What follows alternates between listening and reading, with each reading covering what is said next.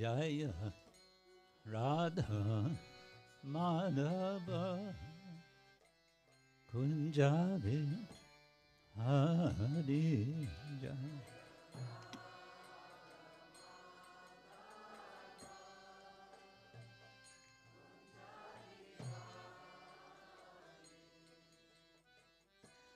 Gopi Jana Vallabha Girivara Hari.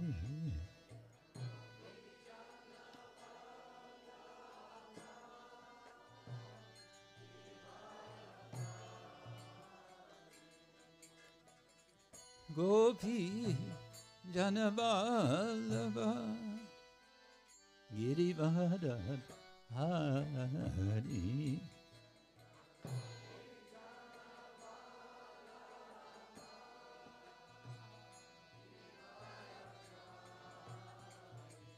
Yashoda Nandana Vraja Jana Ranjana.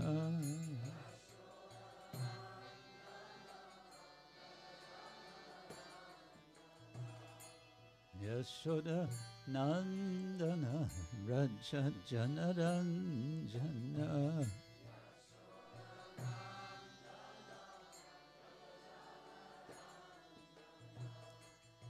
Yamuna Tira Vanachari.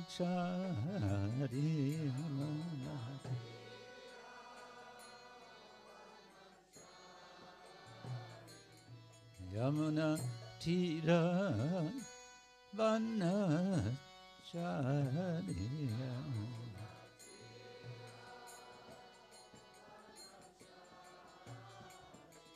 Jaya Radha Madhava Kunjabi Hari.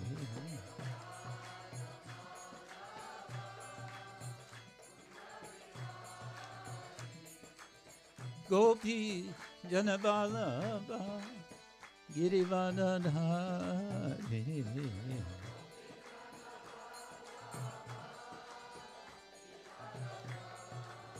Yashoda Nandana Raja Janaranjana.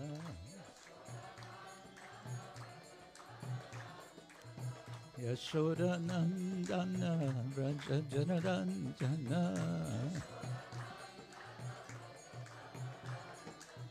Yamuna Tira Vanachari.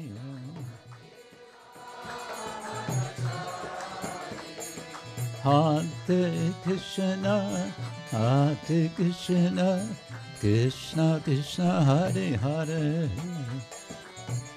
Hare Rama, Hare Rama, Rama Rama, Hare Hare.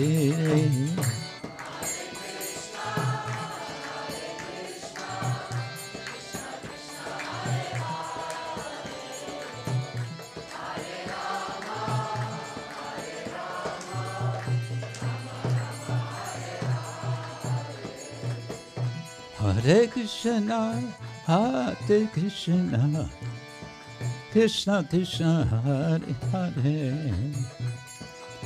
Hare Rama, Hare Rama, Rama Rama, Hare Hare.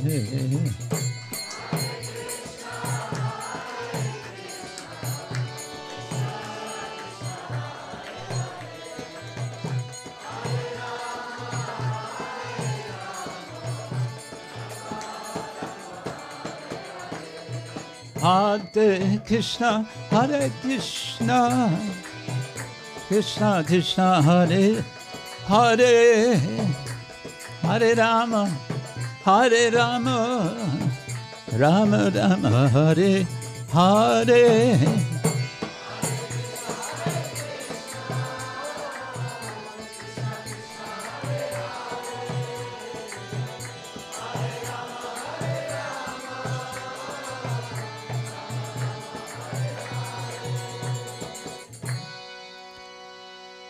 Shri Nrsimha Jai Nrsimha Jai Jai Nrsimha Praladesha Jaya Padma Mukha Padma Bringa.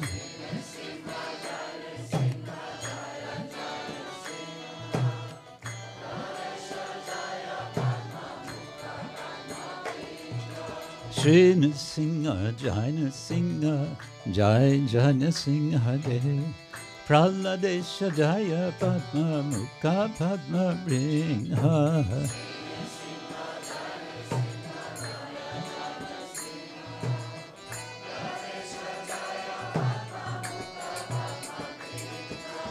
Shri Nrsimha Jai Nrsimha Jai Jai Nrsimha Dev Praladesha Jaya Padma Mukha Padma Bringha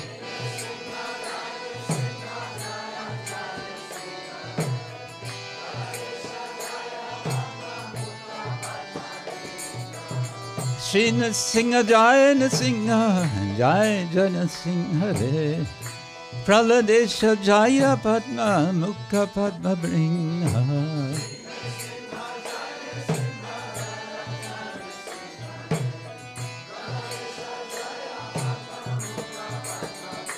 Jaya Nrsimha Dev Nrsimha Dev Nrsimha Dev Jaya Nrsimha Dev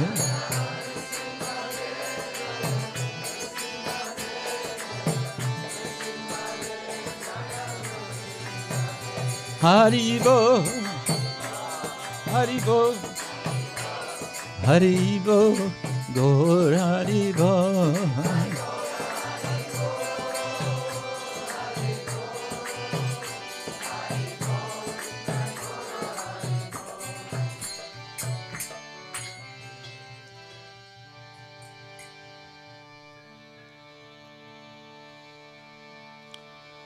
Om Jnana-timirandasya Jnananjana Shalakaya Chakshurunmilitam Yena Tasmai Shri Gurave Namaha Shri Chaitanya-manobhishtam Stavitam Yena Bhutale Swayam Rupa Karamayam Dharati Swapadantika Vandeham Shri Guru Shri Yuttapadakammalam Shri Gurun Vaishnavangscha Shri Rupam Sagrajatam Sahagana Raghunatam Vitam Tam Sajivam Sadvaitam Savadutam Parijana Sahitam Krishna Chaitanya Devam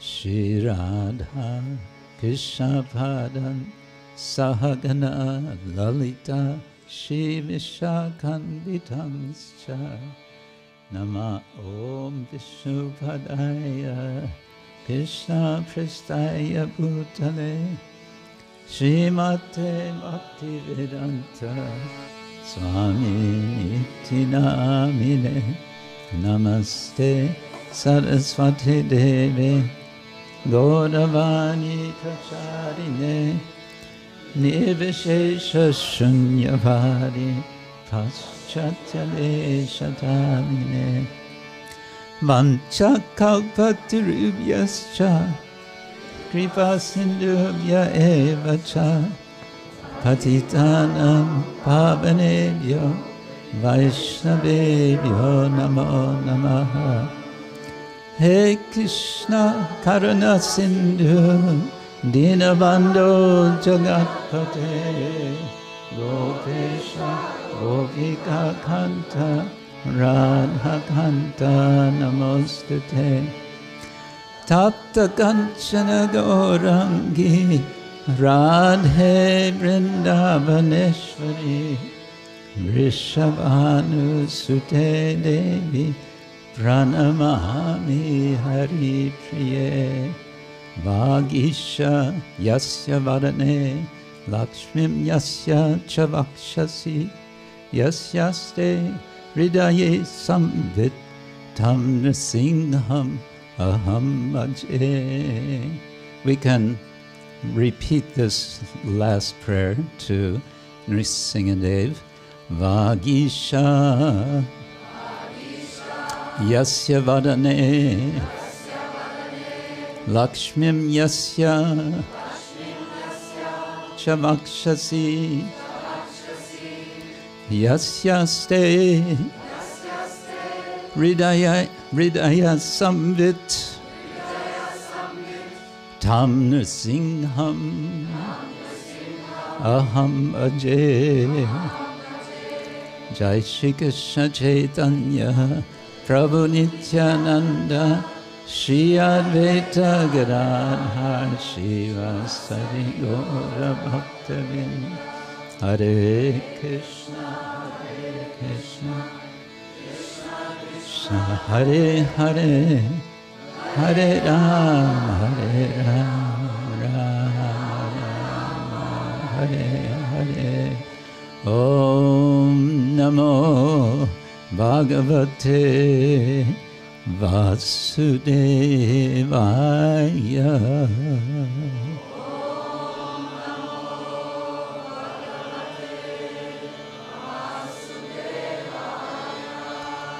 Om Namo Bhagavate Vasudevaya.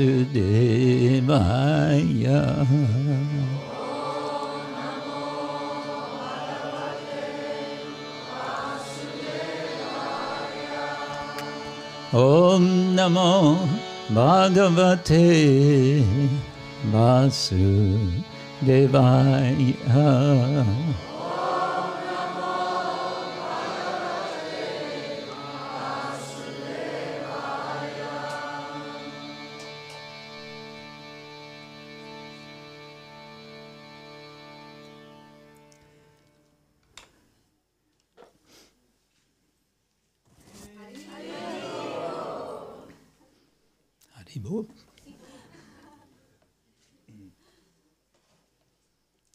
You know what that means, don't you? It's a command. So actually, when you say Hari Bol, my response should be Hare Krishna, because you're telling me to chant Hare Krishna.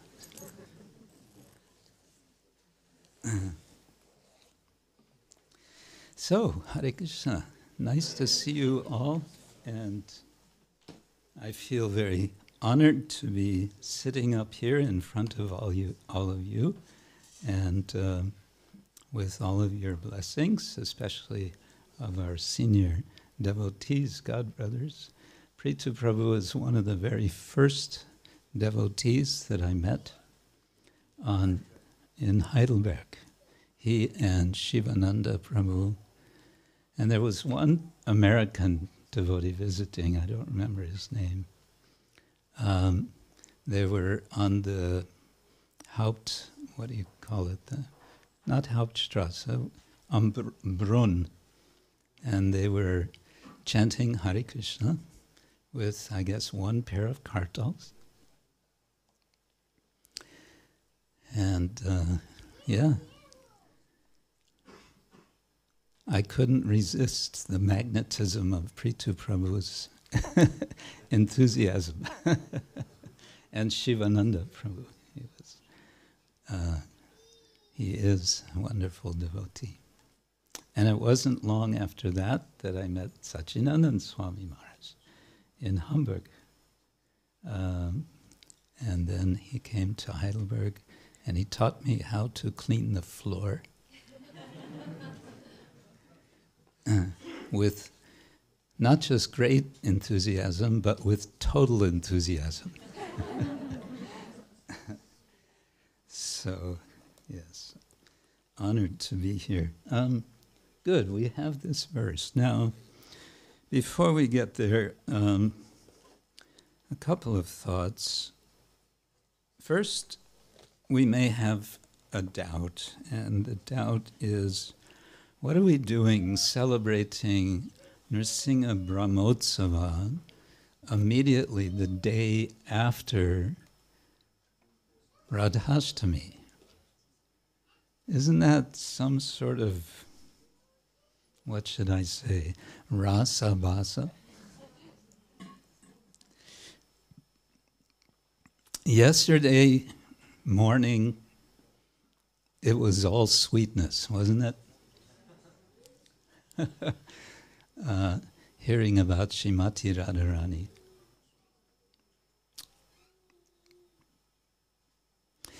Well, it was all sweetness, but it was also, Maharaj reminded us at the end of his class, didn't he? About our predicament, our condition, and why it's so essential for us to be thinking beyond this life.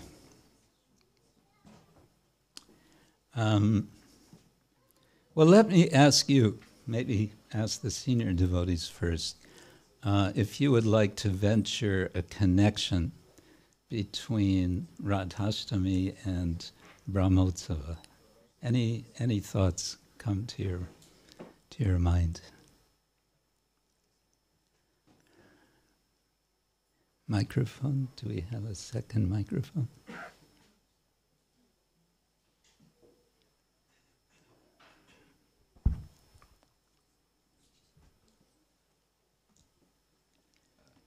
Hare Krishna. No. That's okay, actually you can take this away. Brahmotsava, as I understand, is the celebration of the installation of Lord Nrsimhadev. Is that is true, right? Yes. Yeah. Yes. So we worship Lord Nrsimhadev to remove obstacles on the path to pure devotional service. Mm-hmm. Yes, very good. Prithu Prabhu. Janani was Prabhu. He was asked a question in this direction. He was asked, why now, it was Pankajangri, I think, why are you worshipping now Nrsimhadev after hearing, why you worship Lord Nrsimhadev now, after years you worshipped Radha-Madhava. And he said, there's an answer to it. He said, we are going to Radha-Madhava with our prayers. My dear Radha-Madhava, whatever. And Radha-Madhava would speak to us and said, my dear friend, I particularly came in the form of Lord Nrsimhadev to hear these kind of prayers. I'm in my bath with my close associates. So I particularly appeared for you, that you could ask your questions or render your prayers for mercy. Not Nrsimhadev, he kills all the anarthas, as it says in this prayer, Om Namo Bhagavate Nrsimhaya, etc. And you should go to him. Why you would disturb me in this? Why disturb me in this lila? Why are you disturbing me in why this? Why disturb Radha-Madhava in this lila? And so the tendency of a human being is to jump over. Over Lord Chaitanya, like Narottam Das Thakur sings in one of his prayers. Somebody says, "Who is this Nityananda? What can he do for me?" The classical position. What can he do? And you see this when you go into the temple in Vrindavan, during lecture time, an endless crowd of people having darshan. Most people don't even look at Lord Chaitanya. Krishna Balaram maybe 2-3, and 150,000 people in front of, and that's philosophically totally upside down. Right. Yes. Hare Krishna. Thank you. Nice. Thank you. I want to make a further suggestion, which I'm taking with the help of a very interesting way that Srila Prabhupada translated a certain verse. The verse you may recognize. It's from the 7th canto, 5th chapter, and it's Prahlad Maharaj advising Hiranyakashipu.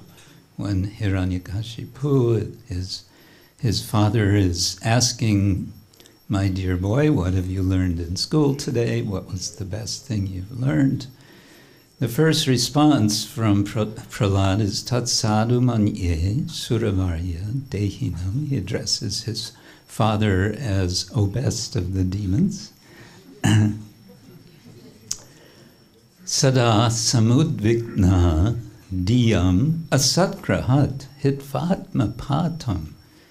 griham andakupam. And here's the key line. Vanam gato yat harim ashrayeta. That ashrayeta is optative form, which means you should do it, you should take shelter. Optative can have different shades of meaning. It can also be a kind of invitation. But what does he say? He says, Dad, I think you should go to the forest. You should take shelter of the forest. But then what does Srila Prabhupada include or add into his translation? He says you should go to the forest, and then Prabhupada says, more clearly, one should go to Vrindavan, where only Krishna consciousness is prevalent. So I find this is also a kind of connection between Radhashtami and Nrsimha Brahmotsava. So we celebrate here both together. It's become a tradition, and we see it's a very nice festival. And one little additional point about Brahmotsava is, and I confess, I learned this from the internet. That's my confession for the day. Brahmotsava, why is it called Brahmotsava? Because it's understood that it's Lord Brahma's celebration. He is worshipping Nrsimhadev. And he's not worshipping him. The Brahmotsava traditionally goes on not for 1 day, not for 2 days, not for 3 days, but for a minimum of 5 days, and possibly 7 days, and preferably 9 days, or 10. So we're doing a very, very, very, very short version of Brahmotsava. What's happening on all of those days? On each of those days, the Lord is taken out of his temple on procession, each day in a different vahana. There's all kinds of vahanas. There's an elephant vahana. There's a, I don't know what all, peacock vahana, so many different vahanas.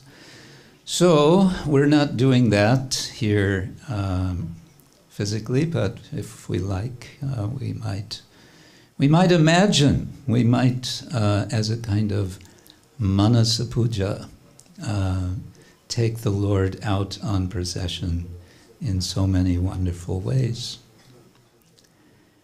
And speaking of imagination, that's going to be one topic which I hope to say something more about. But before we go there, perhaps we should just proceed taking shelter of Śrīmān Bhagavatam, which, as we heard yesterday, is, according to Srila Jiva Goswami, the best of all Shastras. And it's from Shastra that we understand anything about anything that is worth knowing about. Everything else is temporary, limited, and leading us, tending to lead us into ignorance and suffering. Okay, so we have this verse, and it goes like this. Bit of context first is at the beginning of chapter 7, Maharaj Parikshit is asking Srila Shukadev Goswami a question, and the question is, how is it that the Lord has exhibited or exhibits partiality? This doesn't seem right. It doesn't seem right. The Lord, if the Lord is transcendental, he should certainly be beyond showing any favor. And his question very much inspires Shukadev Goswami, and he begins to speak, and this leads eventually into a discussion between Yudhishthira Maharaj and Narada, and Narada is going to give his response to Yudhishthira's concern, similar concern, but actually also different. What is Yudhishthira's concern? Śiśupāla Lakshmana Singadeva Ki Jaya. His concern is that he has just witnessed Śiśupāla, which you could translate as babysitter. He has just witnessed Śiśupāla get his head sliced off with a clean slice from Lord Krishna's Sudarshan Chakra in such a way that no blood was spilled in the arena of the sacrifice. And then, what did he see? He saw Śiśupāla, the Atma, who is the actual person, sort of make a beautiful shining comet light from the body into the transcendental body of Lord Krishna. He saw that and he made a double take. What was that? What did I just see? How is that possible? Considering what Śiśupāla had just been doing. What had he been doing? He had been insulting Lord Krishna, not with 1 or 2 or 3 insults, but with exactly 100, which I like to say Krishna was counting, and he did not need a japa counter to count. He could remember, because he had made a promise to Śiśupāla's mother that he would not harm Śiśupāla.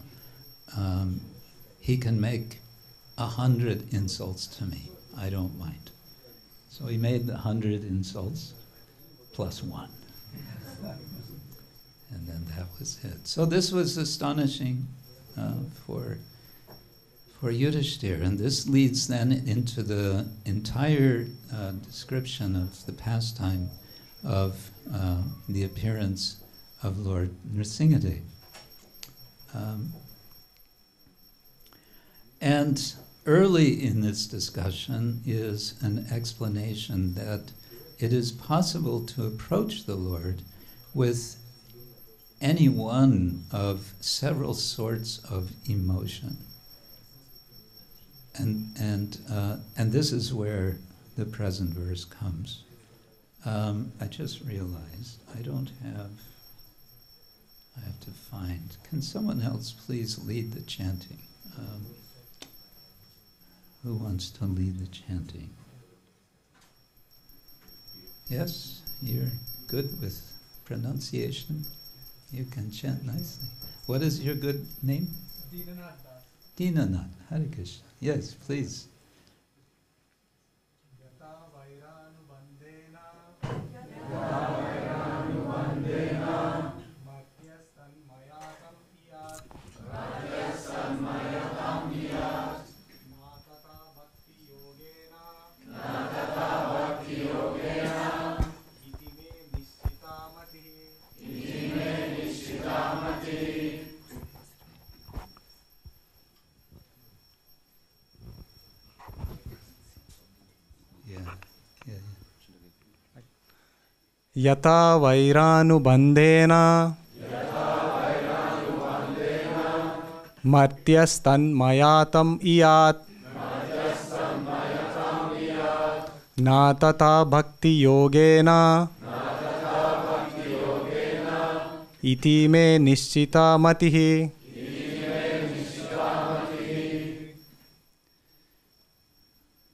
Yes, feel free to chime up.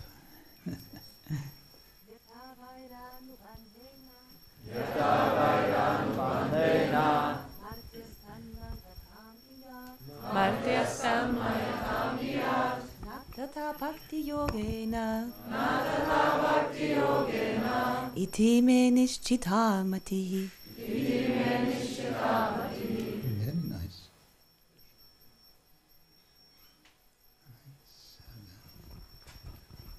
yathā vaira-anubandhena martyas tan-mayatām iyāt na tathā bhakti-yogena itime niścitā matiḥ.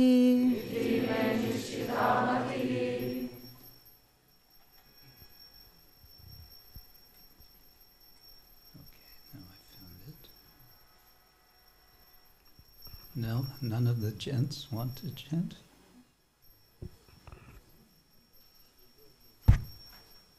One. Yathā vaira-anubandhena martyas tan-mayatām iyāt na tathā bhakti-yogena itime niścitā Very good. Srila Prabhupada once said that if we repeat the verse in the class 10 times, we will memorize it.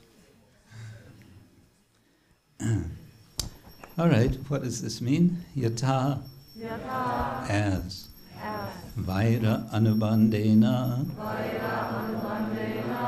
by constant enmity. Martyas, a person. How come that means a person? Anyone have an idea? Yes? A mortal? Exactly, a mortal. Someone who is eligible to die, you could say, literally. Tat-mayatām, absorption in him. Iyāt, may attain. Na, not. Tathā, in a like manner. Bhakti-yogena, by devotional service. Iti, thus. May, my. Niścitā, definition. Matiḥ, opinion.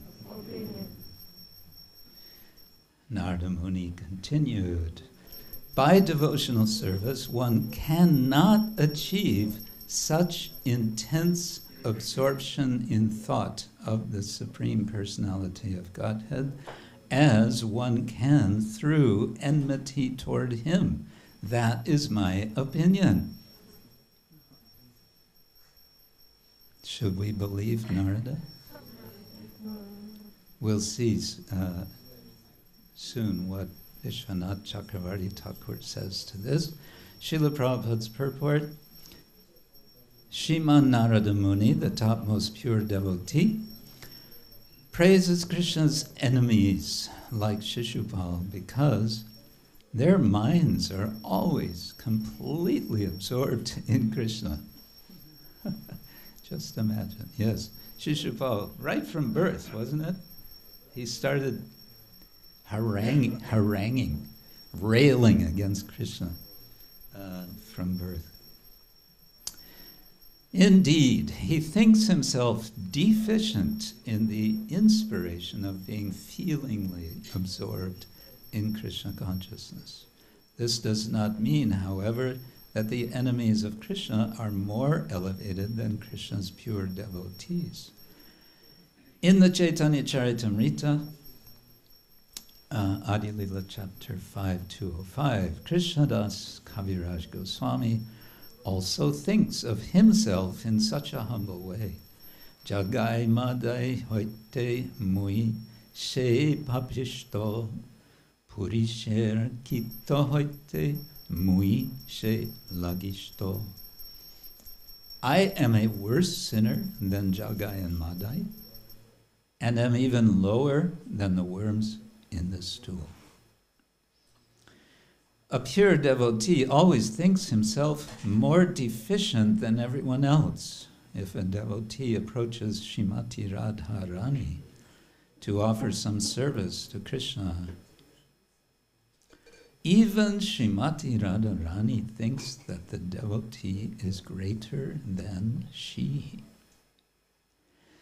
Thus, Narada Muni says that according to his opinion, the enemies of Krishna are better situated because they're fully absorbed in thoughts of Krishna in terms of killing him, just as a very lusty man always thinks of women and their association. The essential point in this connection is, Prabhupada will typically do this toward the end of his purport. He'll say, now here comes the point. The essential point in this connection is that one should be fully absorbed in thoughts of Krishna 24 hours a day. There are many devotees in Raga Marga, which is exhibited in Vrindavan. Whether in Dasya Rasa, Sakya Rasa, Vatsalya Rasa, or Madhurya Rasa, all the devotees of Krishna are always overwhelmed by thoughts of Krishna. Would you like to be overwhelmed with thoughts of Krishna? No? Yes. No? Yes. Somebody said no.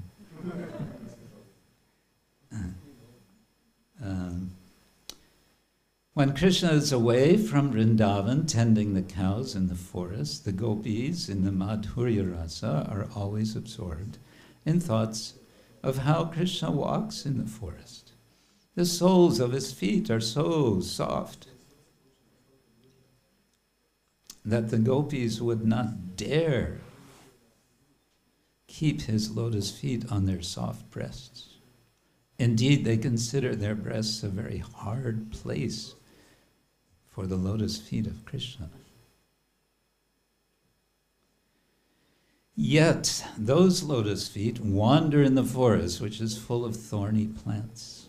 The gopis are absorbed in such thoughts at home, although Krishna is away from them. Similarly, when Krishna plays with his young friends, Mother Yashoda is very much disturbed by thoughts that Krishna, because of always playing and not taking his food properly, must be getting weak. These are examples of the exalted ecstasy felt in Krishna's service as manifested in Vrindavan. This service is indirectly praised by Narada Muni in this verse, especially for the conditioned soul. Narada Muni recommends that one somehow or other be absorbed in thoughts of Krishna, for that will save one from all the dangers of material existence. Full absorption in thought of Krishna is the highest platform of bhakti yoga. Now, having read Srila Prabhupada's purport, in one sense we may feel, okay, now it's clear. It's all about full absorption in Krishna consciousness, one way or another. But then we may go back to what Narada Muni says, by devotional service, one cannot achieve such intense absorption in thought of the Supreme Personality of Godhead as one can through enmity toward him. That is my opinion.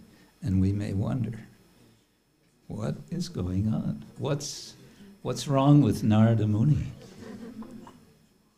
Did he get it wrong? Well, an interesting comment from Vishwanath Chakravarti Thakur. Would you like to hear what he says? Yes. No? Yes. All right. So he says,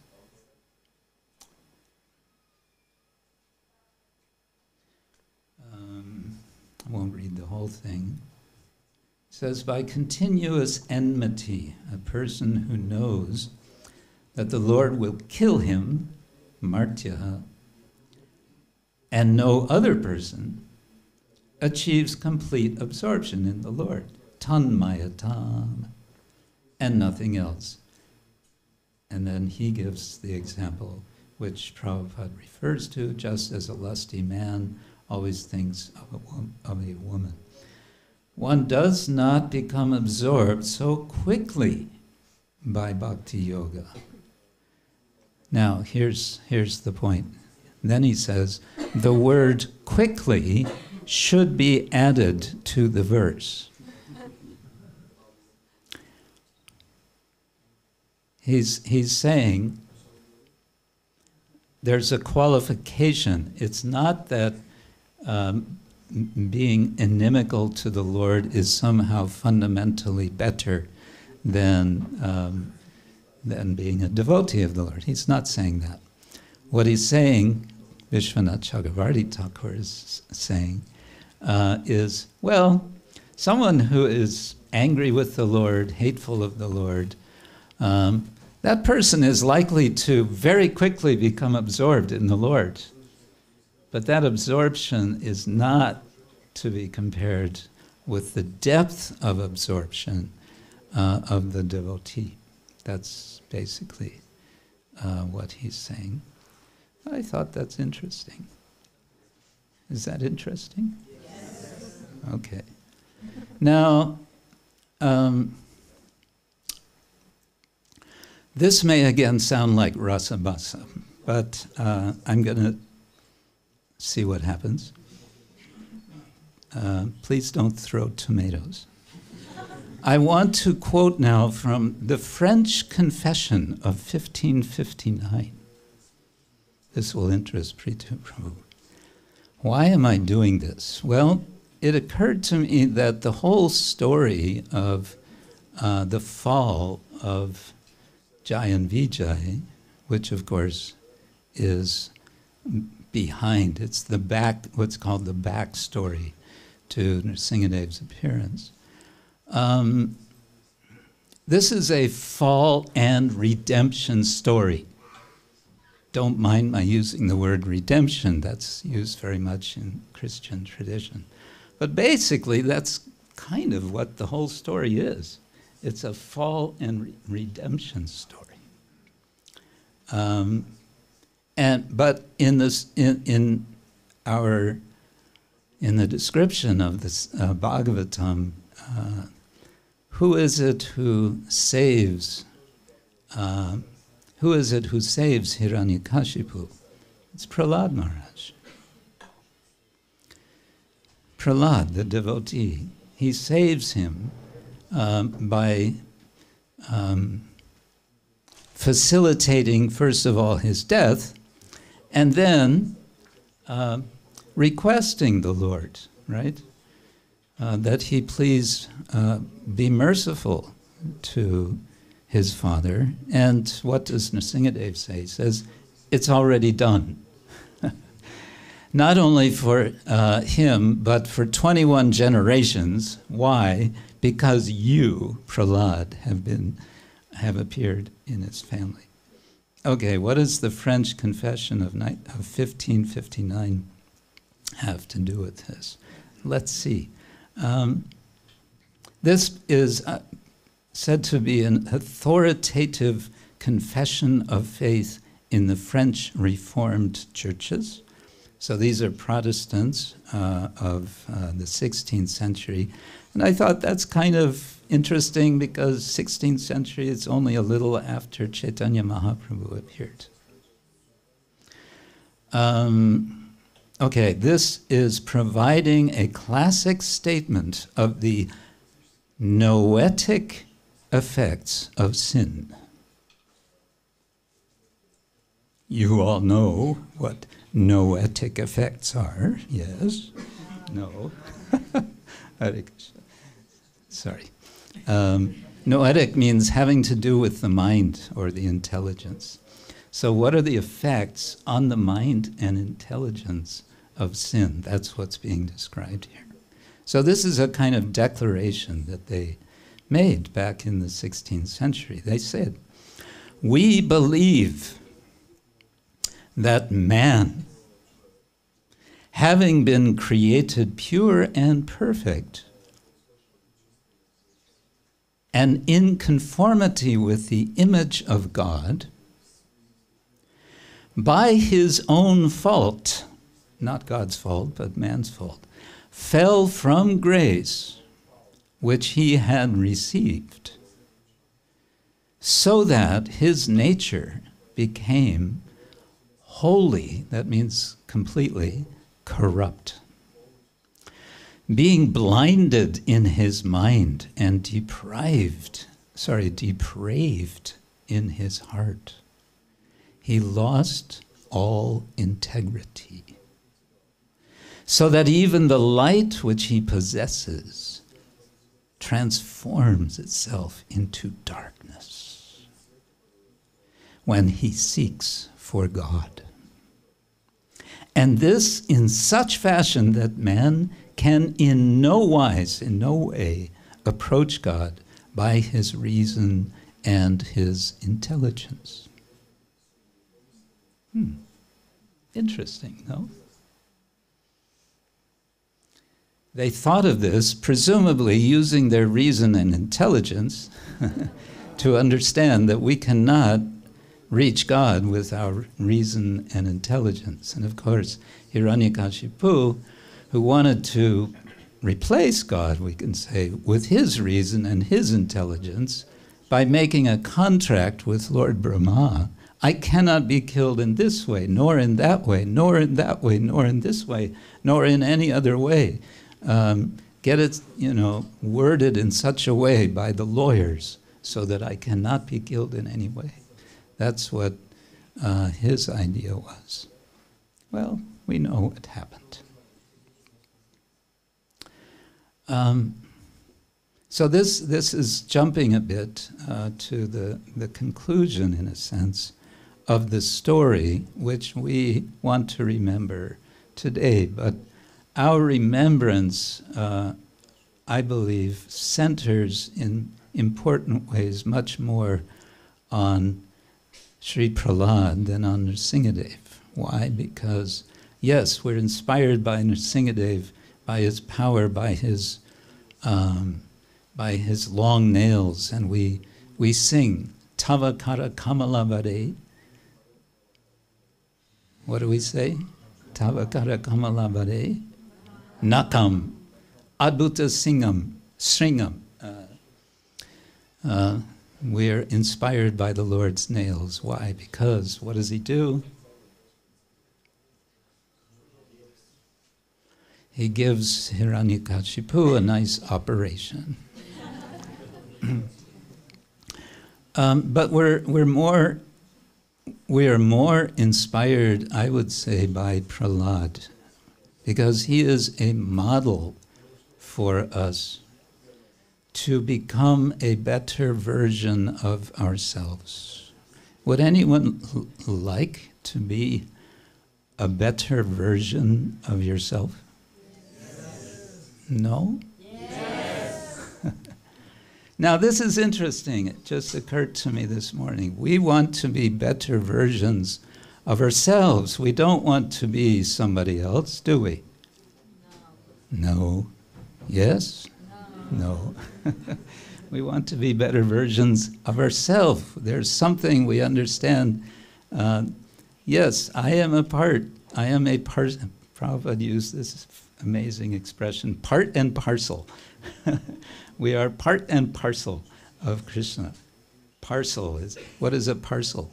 It's like a package, We are part and parcel of Krishna. But we have a sense, I have an eternal relationship with Krishna, and somehow or other it's gone foul,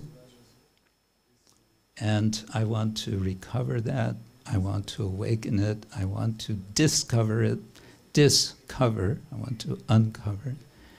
And that means being a better version of ourselves. And being a better version of ourselves, we look to models, isn't it?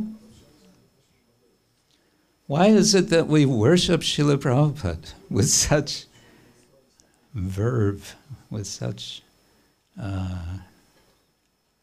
utter abandon? We saw a bit of abandon today in the Kirtan. Why? We see Srila Prabhupada as a model. of how we can be better versions of ourselves. But look around, we see other devotees right amongst us, and we see qualities that are so nice. And this is what we mean, this is one thing we mean when we speak about association of devotees. We're associating with those whom we see as being models for us to become better versions of ourselves. Now, I mentioned before that I want to bring up the subject of imagination. Srila Prabhupada once in a lecture said, you can imagine a diamond throne in your heart. And then he said, before he went on to begin a kind of manasika meditation on Radha and Krishna in the heart, he said, you can imagine a diamond throat in your heart. And then he said, it is not imagination.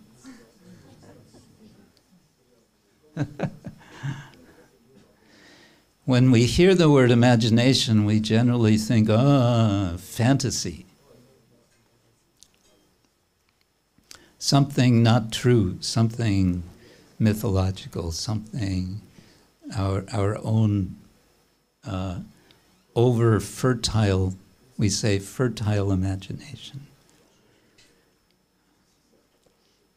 Srila Prabhupada imagined that what Chaitanya Mahaprabhu imagined, I'm using the word in a sort of guarded way here, because what does Chaitanya Mahaprabhu say in Chaitanya Bhagavata?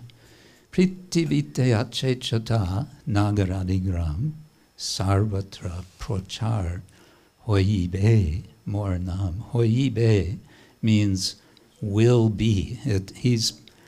It's again not imagination. He's predicting something in the future.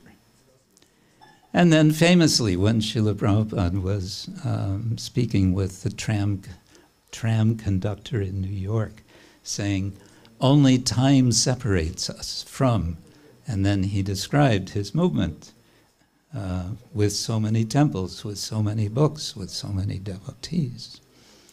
But we can imagine,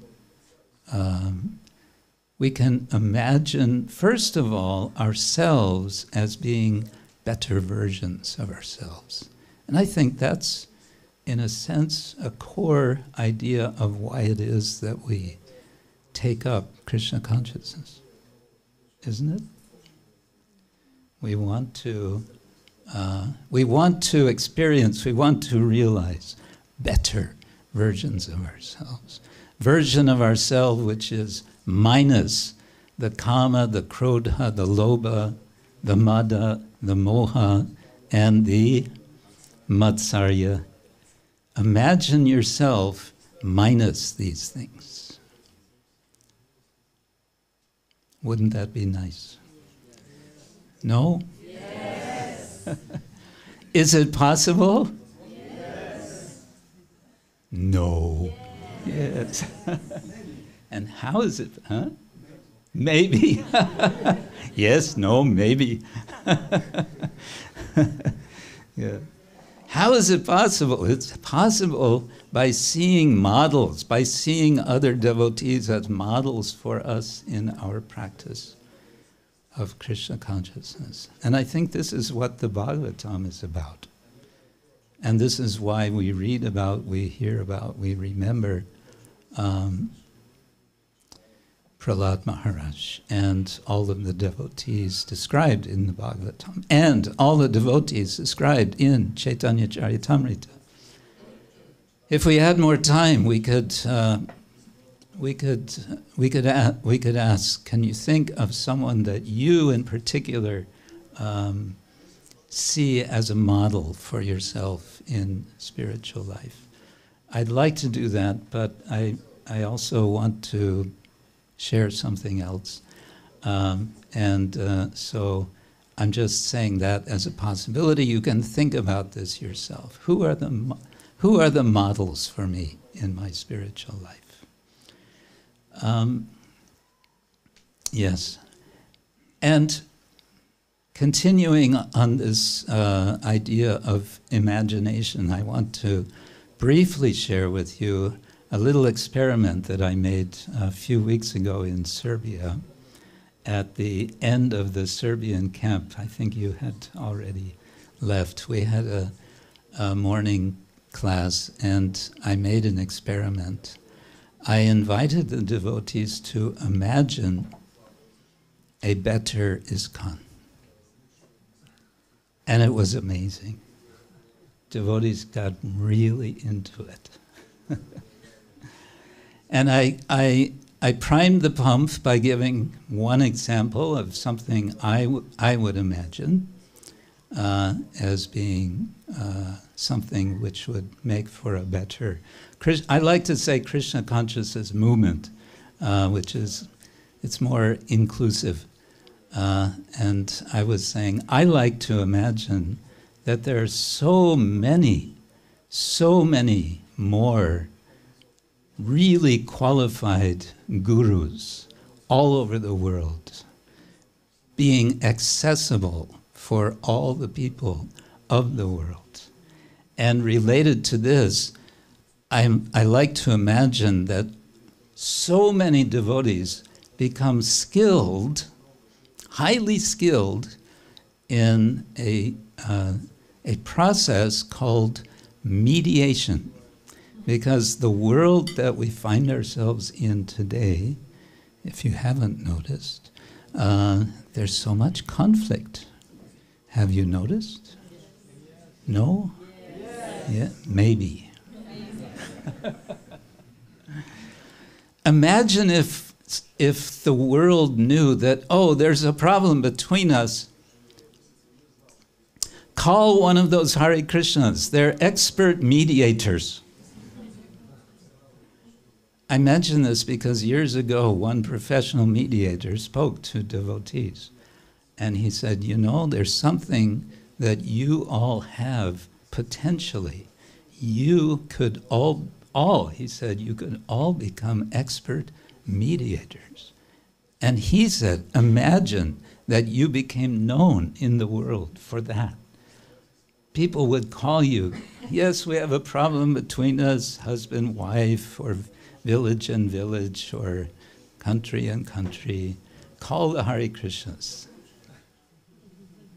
Little hard to imagine, huh? But why not? Why not start imagining? And then 1, 2, 3, 5, 10, 100, 1,000 devotees become qualified mediators. It's a profession. You can make money doing it. Hare Krishna. Anyway, we won't spend the time to do this now, but it's a very, very interesting exercise. You might try it sometime with devotees. Ask, what do you imagine to make a better Krishna consciousness movement? If you'll allow me, it's already 9 o'clock, but may I take about 10 more minutes? Yes. But now I need to ask your indulgence. And I'll read this as a bit slowly because it's going to be a challenge for our translators. If you can scroll up and just show the picture. The first thing I want to say is if anyone knows who the artist is who painted this picture, I would be very grateful to know. So what is the subject of this painting?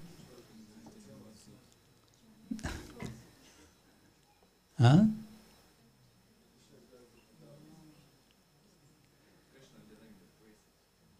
Yes. Huh?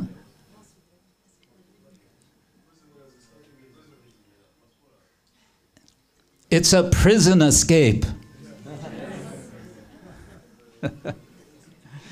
It's a prison escape. Okay. There is, now, I'm continuing with the topic of imagination because what I want to do is to invite you to imagine something, and with that invitation to imagine that you also might do some writing, because Srila Prabhupada wanted devotees to write. There's a certain type of writing which is called technically ekphrasis. Ekphrasis, what is that? It is a response in writing to a picture, a painting, or a sculpture, generally, some work of art. John Keats was a famous romantic English author who wrote what is sometimes said to be the best English poem in history, called Ode to a Grecian Urn. And it's ekphrasis, it's addressing a pot, a Greek pot which is painted. And what's significant is what's painted on the pot. So I made an attempt to write an ekphrasis to this painting. May I just go there to see it properly? I'm so Yes, please. Yes. But now, in order to help the translators, I'm going to have to ask that the picture disappears as we scroll down. But first, yes, please take a look. It's a quite interesting painting, which brings a certain mood. And one thing I would suggest you look at very carefully right now before I turn off or scroll down. Look at the expression on Krishna's face in this painting.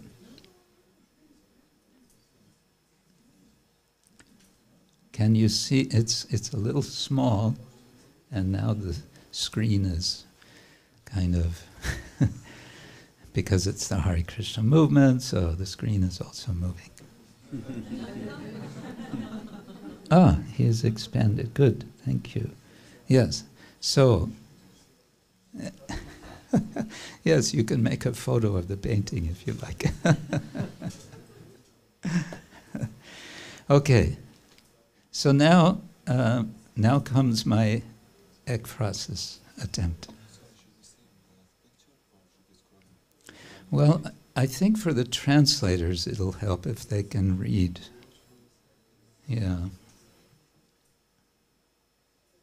Okay. All visitors, the curious, the would-be art critics, the kids on school assignments, all have left the art museum. It's closing time. Lights are out, doors are locked, and the last watchman has left for home. The high and wide walls of precious paintings and ponderous tapestries are all silent. Their populations of battling warriors, primly posing princesses, sorry sailors on sinking ships, plump nude beauties, still lifes of rotting pomegranates and abstractions of nothing in particular, have all turned inward to themselves, resigned to their brush-stroked and framed or meticulously woven nocturnal destinies. All rooms are dark except one, from where this light shines forth. Over here, on this side?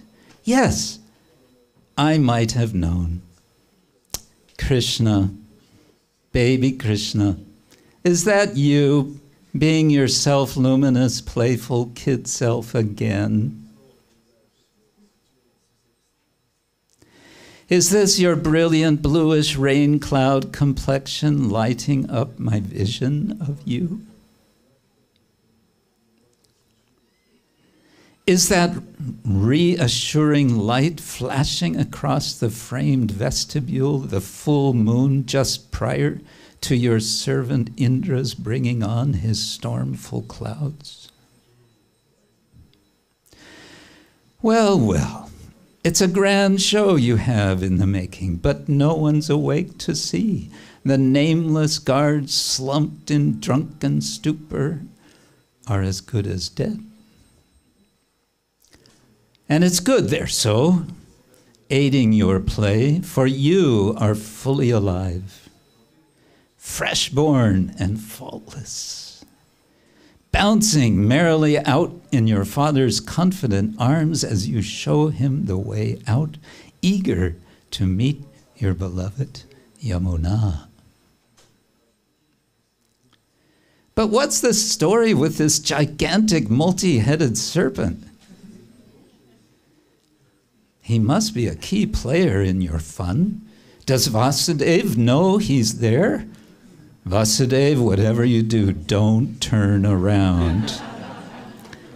Just keep walking swiftly. Swiftly, but oh so softly. Don't wake that little tiger, the guard's pet cat, maybe. And for God's sake, for Krishna's sake, don't trip over that guard's left foot. Fresh-born Krishna, you know perfectly well where you are going, and you know the best way how to get there.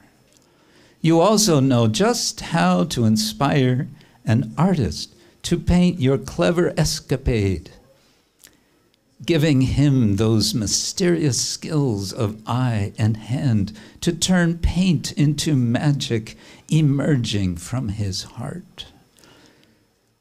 So it's no surprise. You know how to give me the eyes to see you in this painting, and how to make the museum watchman absent-minded enough to leave me here just to have your undisturbed darshan in complete silence, careful not to trip the museum's alarm system. But did your artist know that you would end up confined here in this museum, even as he painted your great prison break? And did you tip him off that I would be captured by your carefree countenance as Vasudeva cradles you in his strong arms? The museum guards, returning routinely tomorrow morning, turning on the lights and finding me here, will demand in anxious tones to know my means of access, my purpose, my identity. I will smile at them in reply and gesture toward you, baby Krishna. And as they look over to you, this little blue bundle of Satchidananda in Vasudeva's arms, guarded by the unlimited remainder, Anantashesha, will bless them. Or will you be already gone by then, hastening to meet your friends in Vrindavan? Hare Krishna.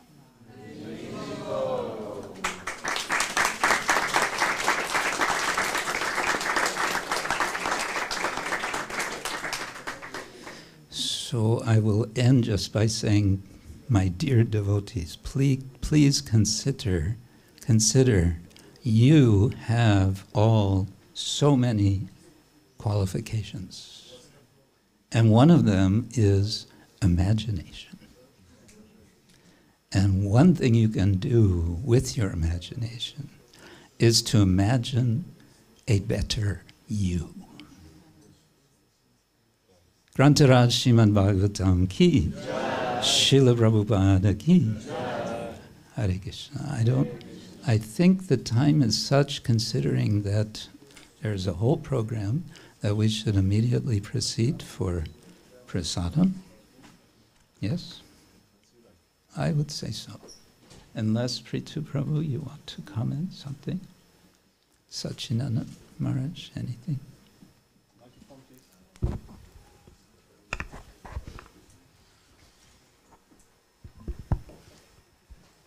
Hare Krishna. Yeah, thank you very much. This was very, very, very nice. I mean, when Kṛṣṇa, I heard from Hari Sori a comment on this pastime, but I don't know, is that, yes? You know, when Kṛṣṇa told Vasudeva to bring him out of the prison of Kamsa Maharaj, that was not an easy thing. Vasudeva was first of all chained by his hands and his feet to the wall and the floor. There were 16 doors he would have to pass. And each one had a mechanism that if a prisoner would open them, stones would crush down and finish him off. And then there were these guards with their tigers, you know. But Vasudeva got confidence the moment he took Kṛṣṇa in his hands, and the iron shackles fell, the doors opened, and the guards slumped over in deep stuporous sleep. So in the same way, Hari Sori says, when a devotee carries Kṛṣṇa in the heart, perhaps by following your advice to think of Kṛṣṇa in a creative way, imagine his presence in the heart, then the shackles of birth and death will fall. His enemies, lust, greed, anger, will become inactive, and the doors to Goloka Vrindavan will open. This happens by having Kṛṣṇa in the heart, and I think you gave a very good example to us how to bring him in the heart by this. What did you call this writing style? Ekphrasa or what? Ekphrasis. Ekphrasis, yes. Yes, thank you. It's a nice insight, isn't it? By bringing Kṛṣṇa in the heart, our obstacles go. Yes, thank you. Maybe it occurs to me now one more point to our Kirtan Mela that you might like to keep in mind. It's from the song which we heard so nicely led and which we sang from Srila Bhaktivinoda Thakur. At the end of the song, it said, Nirananda dure gelo, ananda simonai. Nirananda dure gelo, ananda simonai. Can repeat. Nirananda dure gelo, ananda simonai. Ananda simonai. Ananda simonai. So sima, what is sima? Sima means limit or boundary. So there's no limit to the ananda, because near ananda, the opposite of ananda, dure gallo, it has gone far away. How is this? How does it happen? By the devotees coming together and chanting the holy name together. Yes, and Srila Bhaktisiddhanta Saraswati Thakur said, one meaning of the word Sankirtan, sam, can mean complete. And so he says it means complete description of the Lord, a complete It's a comprehensive event. It's a total event. So Ananda Simonai. So this you can remember as we are chanting today. Thank you very much, Srila Prabhupada ki. Hare Krishna. Oh. Wait. There's one, what Maharaj describes, Sachinanda Maharaj. There's one verse even in Bhagavad Gita where this is explained, this technology, how to become free from material affinity. And that is the process, this is the how do you say, the technology of Krishna, how to become Krishna conscious. There's a whole method there, methodology, it's a better word. And that is niścitā, if you direct your consciousness towards me, sarva durgani, all difficulties that come, sarva all difficulties, adhyatmika, adidevika, adibodhika. Now comes what? By my mercy, mat prasadam, tarishyasi, will be destroyed. That puts it in one sentence in Bhagavad Gita, that we don't have to do this ourselves. We have to clean our house with a brush and a pan. We just have to turn to Krishna and absorb ourselves in Krishna. Then mat prasadam, by mercy, done. Srila Prabhupada ki jai. Thank you.